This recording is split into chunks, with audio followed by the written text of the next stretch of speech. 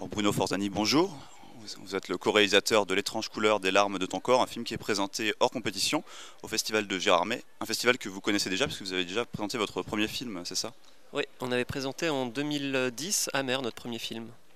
Alors L'étrange couleur des larmes de ton corps, c'est un film un peu particulier qui est influencé, en tout cas on le lit souvent par le giallo, le film d'exploitation, un genre de film d'exploitation donc italien qui mêle horreur, érotisme et action si on veut.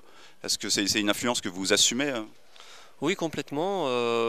Souvent, les films qu'on fait tournent autour du désir, du fantasme, et c'est une thématique qu'on retrouve dans ce genre de cinéma. Après, ça fait partie, c'est une facette des films qu'on fait. Ce sont pas, on peut pas dire que ce soit des giallos ce qu'on fait, mais oui, c'est une facette totalement assumée. Oui. Alors, on va rappeler quand même l'histoire du film. Donc, c'est un homme qui rentre chez lui et qui ne retrouve plus sa femme, qui a mystérieusement disparu. Mais au-delà de l'histoire, comme vous l'avez dit, c'est plus un film autour de thématiques, le désir, la peur, l'angoisse. Ça se passe comment l'écriture d'un film comme ça au début? Quelles sont les premières intentions avant de partir à la réalisation de ce film? Alors, l'écriture du film a commencé en 2002, donc c'est vraiment un travail de longue haleine. Et on est parti sur l'idée de départ de cet homme qui rentre chez lui, sa femme a disparu et qui mène l'enquête dans le cadre de la maison où il vit. Et donc si tu veux, à la base c'était une structure, un pitch whodunit, tu vois, où tu dois trouver qui est l'assassin, etc. Et puis on a joué avec cette structure-là et on l'a complètement déstructurée. Et ça devient, en fait, le whodunit devient plutôt un who am I, qui je suis. Voilà, c'est plutôt la quête intérieure du personnage. Après on se focalise sur l'intérieur du personnage, voilà. Ce genre de thématique qui fait aussi penser beaucoup à David Lynch et on ressent un peu cette influence dans vos films. C'est quoi vos inspirations à part le giallo et David Lynch pour vos films? En tout cas, comme tu dis, David Lynch, c'est quelqu'un qui nous a énormément marqué. Parce que c'est une personne, quand tu vois les films la première fois, tu ressens quelque chose de très fort, tu es fasciné par la forme, par l'esthétique, mais tu comprends pas tout. Et au fur et à mesure des visions, tu commences à découvrir de nouvelles clés, et au fur et à mesure de ta vie que tu vois ces films, tu les comprends de mieux en mieux. Et nous, dans la manière d'écrire, on s'est vraiment inspiré voilà, de ce côté. D'abord, la première vision du film, c'est un peu un kick, c'est une espèce d'expérience sensorielle où on n'a pas toutes les clés. C'est comme un labyrinthe et au fur et à mesure, on revisite ce labyrinthe au fur et à mesure des visions et on découvre peut-être un jour la sortie.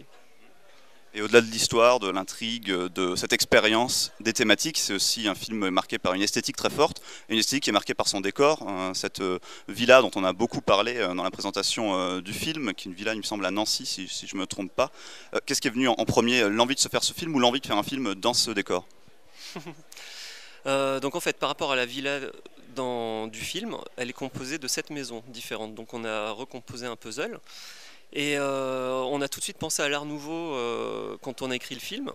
Tout d'abord par rapport à la représentation de la femme dans l'art nouveau où elle est divinisée, et c'est tout un film sur le fantasme où la femme est divinisée. Et aussi par rapport à la narration du film qui est foisonnante et qui, si tu veux, ça rejoint bien le côté foisonnant de l'art nouveau, les courbes et tout ça. Voilà. Parce que c'est pas un film linéaire, c'est un film circulaire, tu vois, au niveau de la narration, on a vraiment fait quelque chose de foisonnant, de circulaire, et pas du tout, ça va à un point A à un point B. C'est un film qui circule déjà beaucoup alors en festival, il était à Locarno si je ne me trompe pas. Oui, il a été à Locarno, à Toronto, à CJS, il a fait déjà, je crois, une trentaine de festivals. Et oui, il a une belle vie, c'est chouette. Et c'est quand sa sortie dans les salles en France? Il sort le 12 mars en France. D'accord, bon, on se précipitera pour aller le voir à ce moment-là et on vous souhaite bon festival en tout cas d'ici là et à bientôt.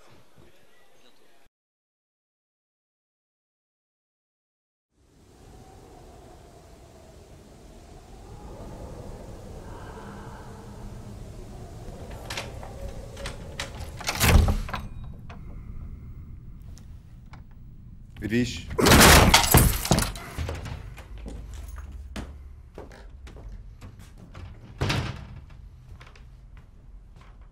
Edwige.